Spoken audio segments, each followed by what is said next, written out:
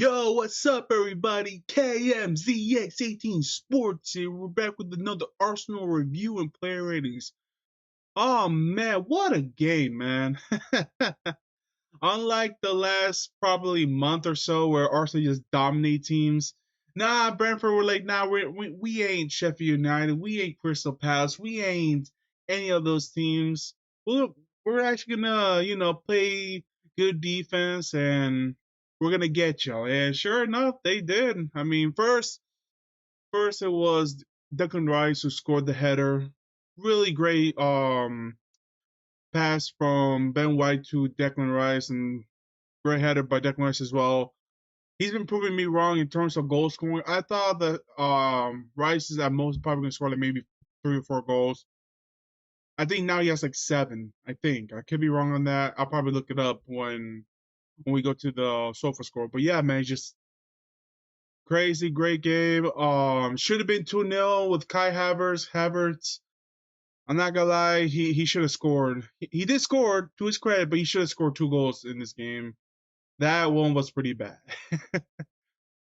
Like, come on, Havertz, you chip, man. All you gotta do is chip, and then just when Arsenal were about to go to halftime, 1-0 up. Unfortunately, Ramsdale got caught out by Wisa. I forgot Brentford um the Brentford player's name. I'm sorry. I'll look it up, man. But he capitalized on Ramsdale's mistake and he scored, and that was 1-1. Which I'm not glad. It was a bit demoralizing. I did watch this game. I watched this game for the most part in its entirety. But even when I was watching, I was like, man, this is just unbelievable because like the Arsenal for the most part were dominating. They were a goal up, rightfully so, and then this happened. Now you're going to halftime 1-1, which goddamn, man. And then the second half, Arsenal are keep fighting, keep trying to break through. But to Brentford's credit, man, they held on, held on, held on. Declan Rice almost scored but he hit the crossbar. Unfortunate for him. But finally, towards like the 85th minute, Kai Havertz saves the day, man. But I'm gonna give praise to Ben White, man. He was a difference maker this game, man, because that's 2 assists for Ben White. Now, ever since he came back from Dubai, he's been playing him great, man. That, like he's actually the one person who really benefited from the Dubai trip because if you remember, prior to that, a lot of people were saying, "Hey, Tommy Yasu should be the full-time starter," and even I was starting to maybe come around to it as well. I was like, oh, maybe Tommy could probably be back. No, he heard that and he's just like, nope, I'm the full time starter, man. And ever since Dubai, he's like, nah, man.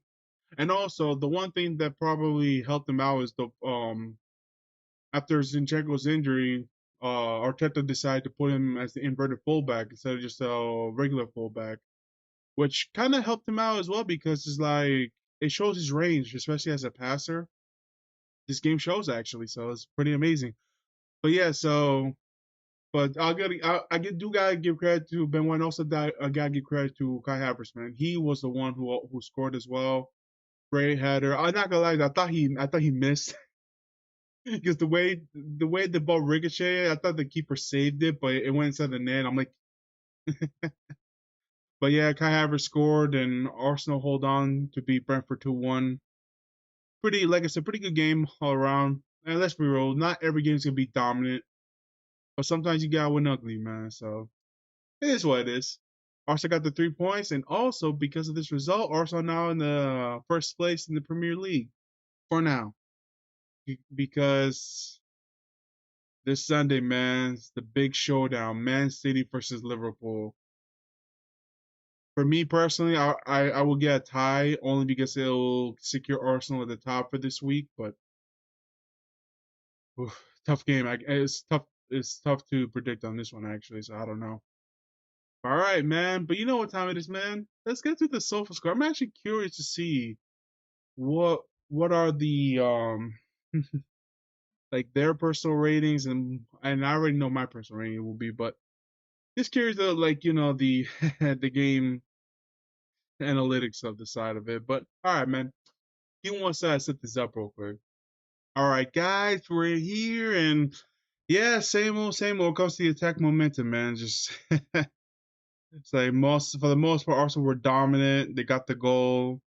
Unfortunately, towards the end, Brentford scored, and then after that, Arsenal was mostly attack, attack, attack. They finally got the goal at the end. So yeah, this is pretty much accurate with the attack momentum. As for the statistics for this game, all right, Arsenal had a 1.8 xG to Brentford's 0.91. Arsenal had 72 possession to Brentford's 28. Arsenal had 17 total shots to Brentford's 9. They had 6 on target to Brentford's 4. Arsenal had 10 corners to Brentford's 4. Each had 2 big chances, which Arsenal scored both with which Brentford scored 1. Brentford actually had 1 big chance miss, which is kind of surprising. Only because I'm surprised that they didn't count Havertz's goal as a big mischance. Okay. And Arsenal hit the woodwork, yeah. So overall, yeah, like I said, it was a pretty.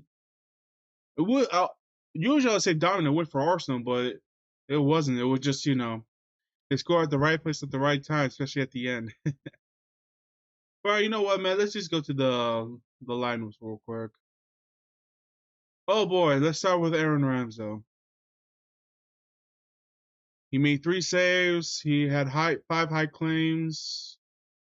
He made 2 saves inside the box. He had 1 error that led to goal. Yeah, 44% accurate on his passes. 6 out of 24 of his long balls. 1-1 groundals won. He was fouled once. Overall, I'll say this about Ramsdale, man.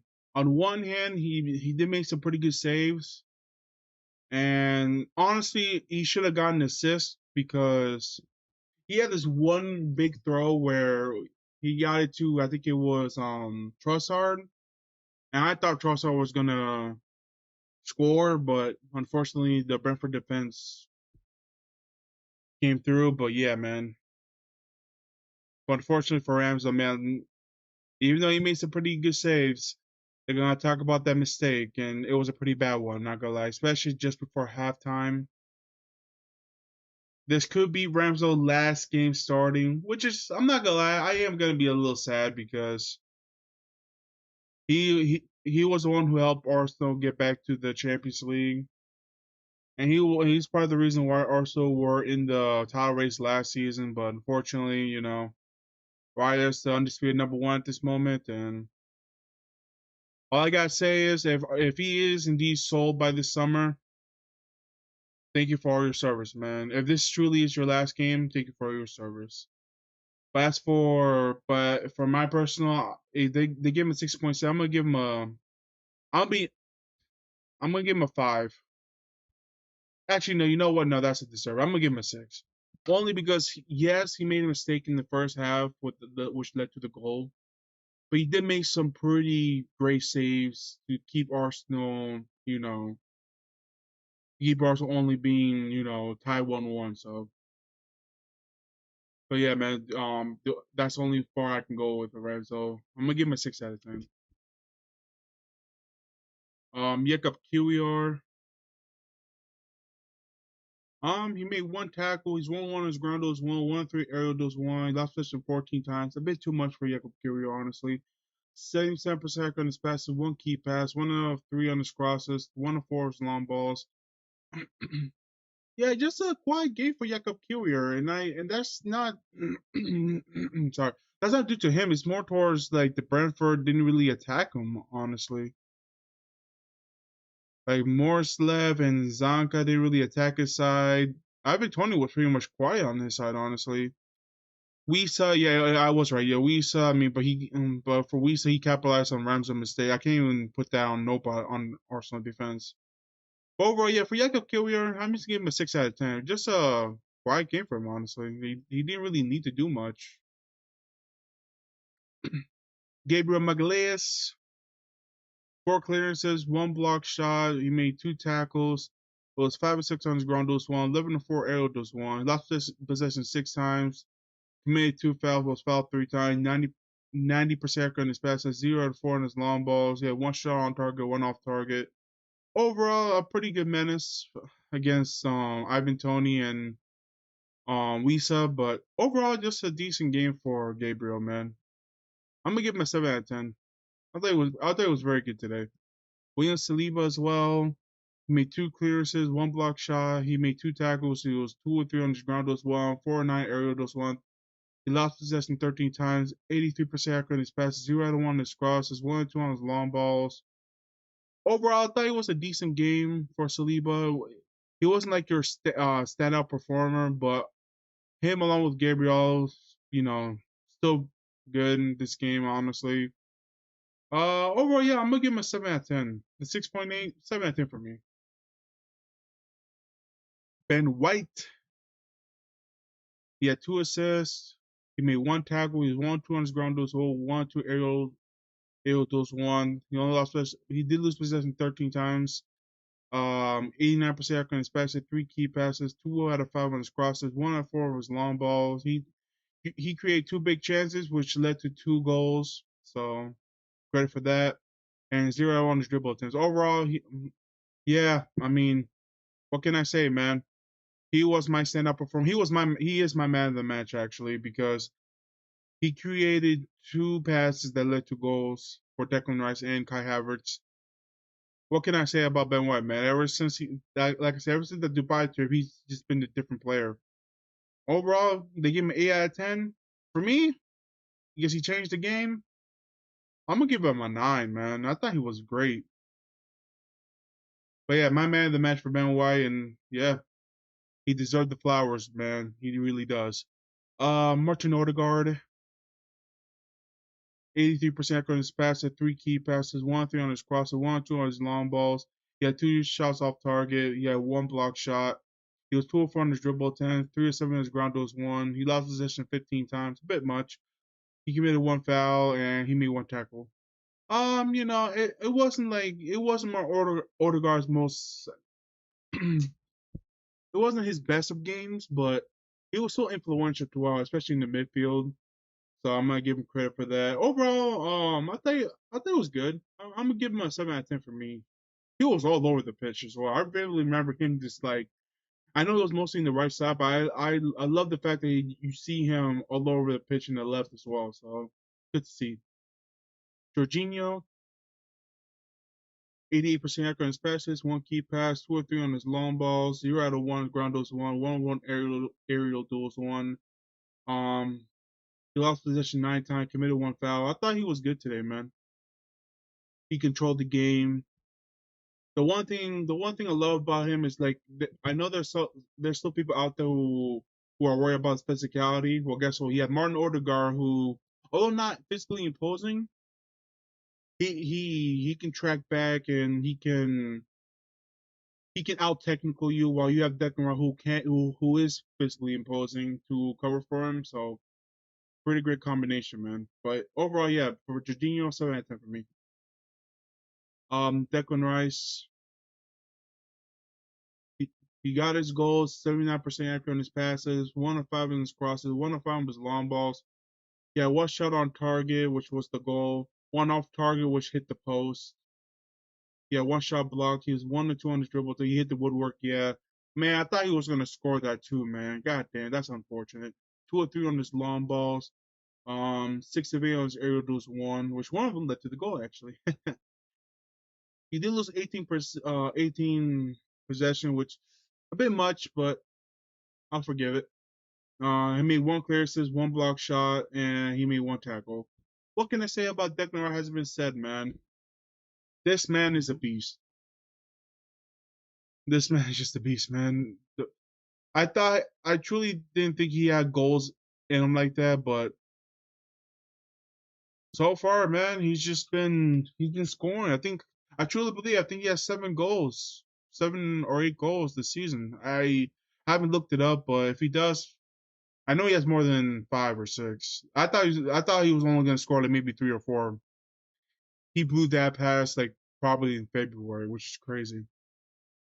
But overall, yeah, for Declan Rice, man, I'm gonna give him an 8 out of 10. I thought he was influential throughout the game. Bukayo Saka, he had one shot off target. He had two shots blocked. 82% accurate on passes. He was 2 and 2 on his dribble attempts. 2 of 11 on his crosses, 1 or 2 on his long balls, 3 or 4 on his ground dose one, 0 out of 3 on air dose one, lost possession 17 times, was fouled, committed one foul, and that's pretty much it. Yeah, overall, this pretty much ends Saka's goal involvement, but he was still lively throughout the whole game. He was still influential, even though he didn't make he didn't score or got an assist. But overall, yeah, man, just standard good game for Bukayo Saka. I'm gonna give him a 7 out of 10. He was still lively out there. All right, Leandro Trossard.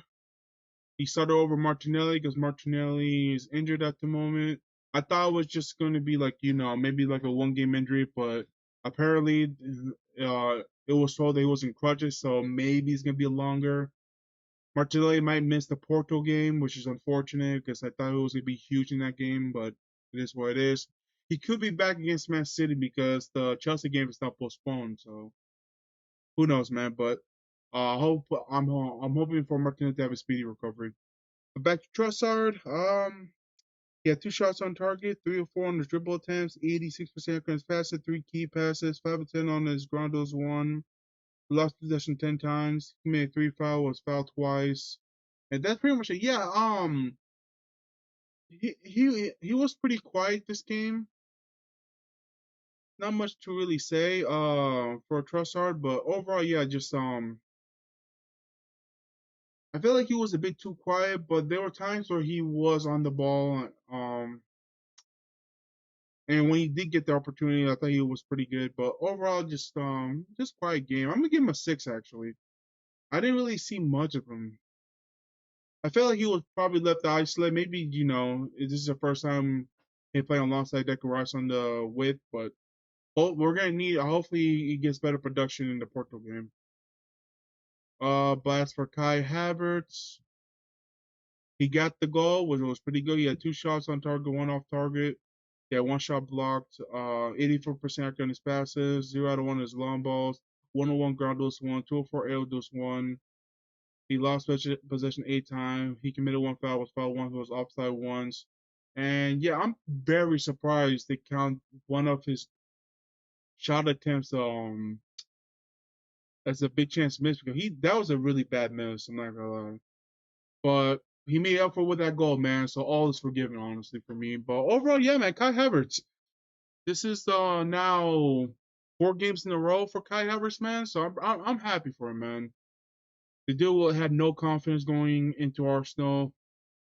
Then he's trying to regain that confidence again, and I'm happy that he scored, man. I truly do. He's because I truly believe that if he just a bit more consistent, he'll be there's a player in there, and sure enough, he's showing it, man. And like I said, that's like what four games in a row that he scored. He scored against Burnley, Newcastle, Sheffield United, now Brentford. The only game he didn't score was against Porto, but Porto was like they were defending for their life in that game. I'm not gonna lie, but overall for Kai Havertz, man, I'm happy for him. I'm gonna give him an 8 out of 10, man. He got his goal. He worked hard. And all I ask for Kai Havertz is be a bit more clinical. But besides that, man, I'm happy, and he's proving a lot of people that I was wrong, including me. So keep it up, man. Now as for the bench, Gabriel Jesus, he only played for 20 minutes, but 104 on his dribble attempts. He was perfect on his passes, 2 of 6 on his ground dose one, 0 out of 2 aerial dose one. Lost possession 6 times, was fouled once, and he made 1 interception. That 6.3 rating is that's a bit way too low because I thought he was pretty lively when he came out, man. I thought he changed the game a little bit. They give something for Brentford to worry about. Overall, I feel like he's going back where he was before the injury, but yeah, I'm gonna give Gabriel Jesus a 7 out of 10. I thought he was lively than that, but I can't believe about that little SoFa score rating, but hey, man, for me personally, 7 out of 10 for me. Zinchenko, he made one interception. He had 86% accurate on his passes, and he only lost possession 3 times. But yeah, for Zinchenko, it's good to see him out there. I do like the fact that there's like a dynamic for the team now. Like, let's say for sake of argument, like we're trying to chase a goal, you can put out Zinchenko there. But overall, yeah, like I think he was pretty good. It was good substitution for Mikel Arteta to bring in for bring more dynamicism with him. But yeah, I'm gonna give him a 7. I thought it was pretty good, man, when he came out. Reese Nelson, 5 on his passes, 1 key pass, 0 out of 1. His ground was 1. He only lost possession once. He only played for 11 minutes, but I'm gonna give him a standard 6 out of 10. He was lively. Like I do give him credit for that. He burst down the left hand side. Like he brought the energy. I'm not gonna give no rate to Thomas Partey. I mean, he legit came there just for 1 or 2 minutes, and I'm no rating for Thomas Partey. Although it's good to see him out there though, regardless. As for Mikel Arteta, I mean, due to the Martinelli injury, this is the team that I would put out, and overall, and also due to Raya being ineligible to face against Brentford.